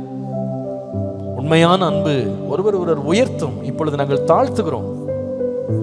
உண்மையான அன்பு கூடவே உட்கார வைக்கும், இப்பொழுதோ கூட இருப்பதை வெறுக்கிறோம். அப்படிப்பட்ட அன்பு குறைந்திருக்குமானால் இயேசப்பா, எங்களுக்குள்ளே மீண்டும் உம்முடைய அன்பை ஊற்றி நிரப்புங்க ஆண்டவரே. ஒரு காலத்திலே ஒருவரை ஒருவர் நாங்கள் நன்மைகளை பேசி பாராட்டி அதை பகிர்ந்து கொண்டதை விட்டுவிட்டு இப்பொழுது குற்றங்களையும் குறைகளையும் தேடி அதை பிரபலப்படுத்துகிறோம். அந்த சுபாவங்களை எங்களுடைய எடுத்து போடுங்கப்பா. ஆவியானவராலே ஒரு தூய அன்பு எங்க உள்ளத்துல ஊற்றப்படட்டும். ஆண்டவங்களோடு இன்னைக்கு பேசியிருந்தா, பாஸ்டர் இன்னைக்கு திஸ் இஸ் வாட் ஐ ஆம், இன்னைக்கு நான் அப்படிதான் இருக்கேன், அந்த பழைய அன்பு எனக்குள்ள இல்லை. ஆரம்பத்தில் ரொம்ப நேசிச்சேன், அம்மா போ அப்படியே மாறிடுச்சு லைஃப். ஆனால் கர்த்தர் என்கிட்ட இன்னைக்கு பேசினார், பாஸ்டர் நீங்க யாரா இருக்கலாம், கணவனோ மனைவியோ யாரா இருக்கலாம், ஆண்டவர் என் உள்ளத்தை திரும்ப இன்னைக்கு உணர்த்தினாரு. நான் என் காரியங்களை மாற்றிக்கொள்ள விரும்புகிறேன், இயேசுவின் அன்பினால் ஏவப்பட விரும்புகிறேன்னு சொல்கிறவங்க மாத்திரம் வலக்கரத்தை உயர்த்துங்க.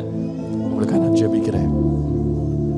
ஈசப்பா, அந்த உண்மையான அன்பு திரும்ப ஃப்ளேர் ஆகட்டும் ஆண்டவரே, ஒரு தீபமாக எழும்பட்டோம்ப்பா.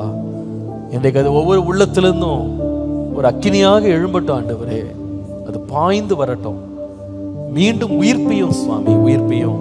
நீ நல்லவர், சீர்படுத்துகிறவர், ஸ்திரப்படுத்துகிறவர், உயிர்ப்பிக்கிறவர். உயிர்ப்பை ஆண்டவரே, கடந்த காலத்தில் நாங்கள் அறியாமல், தெரியாமல், உணராமல் நாங்கள் சில தவறுகளை செய்திருக்கலாம், மன்னித்து விடும் அப்பா. ஒரு முறை கூட இயேசுவின் ரத்தத்தினால் எங்களை கழுவுங்க ஆண்டவரே. எங்களை புதுப்பித்து உயர்த்தி நடத்தும். உம்முடைய நாமம் மகிமை பெறட்டும், இயேசுவின் நாமத்தில் பிதாவே. என் ஆத்துமாவே கர்த்தரை ஸ்தோத்ரி, என் முழு உள்ளமே பரிசுத்த நாமத்தை ஸ்தோத்ரி.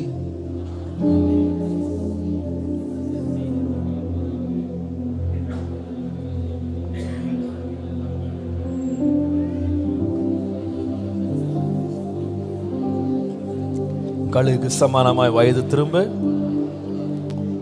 ஆமென். Praise the Lord. கர்த்தர் உங்களை ஆசீர்வதிப்பார், கர்த்தர் உங்களோடு இருப்பார். வந்ததுக்கு ரொம்ப நன்றி.